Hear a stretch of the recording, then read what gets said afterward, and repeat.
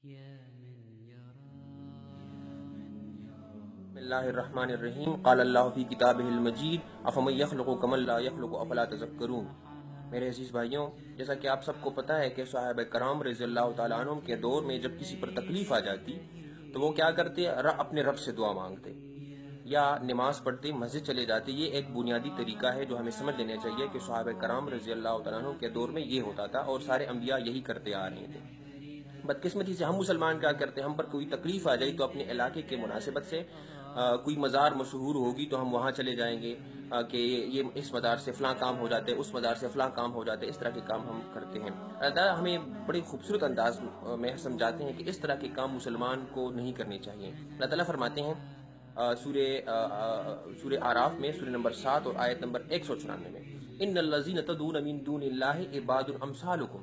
اللہ تعالیٰ فرماتے ہیں کہ میرے علاوہ جن کو تم پکارتے ہو، جن کو تم مدد کے لیے آوازیں دیتے ہو، وہ کیا ہے؟ عباد امثالکم، وہ آپ ہی کی طرح کے بندے ہیں، ہماری طرح کے بندے ہیں، وہ انسان ہی ہیں، ان میں کوئی اسپیشلٹی نہیں ہے یا ان کے پاس کچھ اس خاص قسم کی شکتیاں نہیں ہیں جو کچھ ایسا کر سکے جو دنیا کو حیران کر سکے، یہ اختیار ان کے پاس نہیں ہے۔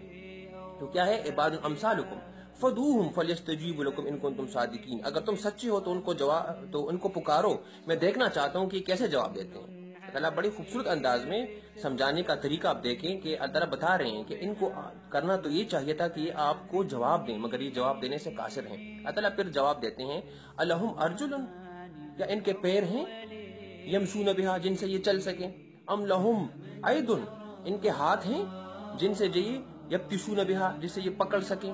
ام لہم عین، ان کی آنکھیں ہیں یبصرون بہا، جس سے یہ دیکھ سکیں؟ ام لہم آذان، ان کے کان ہیں جس سے یہ سن سکے؟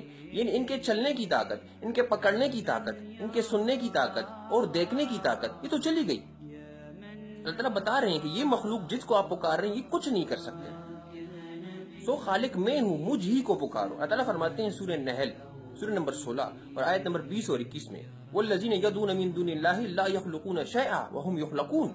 اللہ فرماتے ہیں کہ یہ لوگ جو میرے علاوہ دوسری ہستیوں کو پکارتے ہیں تو انہوں نے کچھ بھی نہیں پیدا کیا، بلکہ وہ خود وہم یخلقون، وہ خود پیدا ہوئے ہیں، ان کو میں نے پیدا کیا ہے۔ اور تعالیٰ مزید آگے فرماتے ہیں، اموات غیر احیاء، یہ مردہ ہے، ان میں کوئی حیا نہیں، ان میں کوئی حیات نہیں ہے، ان میں زندگی کی رمق باقی نہیں ہے۔ وما یشعرون ایان یبعثون، اور ان کو یہ تکنیک پتا کہ یہ کب اٹھائے جائیں گے۔ جب ایک انسان کو یہ تکنیک پتا کہ وہ کب اٹھایا جائے گا تو آپ کی گزارشات کیسے سن سکتا ہے؟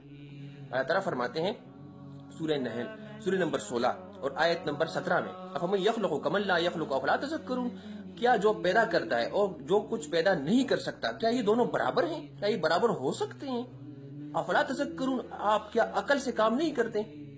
عقل سے آپ کام نہیں لیتے؟ آپ کو سوچنا چاہیے کہ جو خالق ہے اس نے اس قبر والوں کو پیدا کیا ہے، ان کے پاس کوئی شکتی نہیں ہے، جو ساری شکتیاں ہیں وہ اللہ کے پاس ہے، ان شکتیوں میں اللہ نے کسی کو بھی اختیار نہیں دیا ہے۔ اگر آپ سمجھ رہے ہیں کہ ان شکتیوں میں، ان صفات میں اللہ تعالیٰ نے کسی کو شریک کیا ہے تو ایک بہت بڑا جرم ہے۔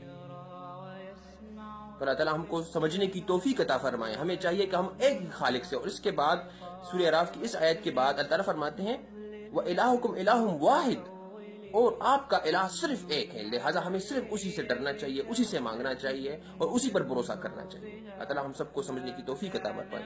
سبحان ربک رب العزت عما یصفون وسلام علی المرسلین والحمد للہ رب العالمین۔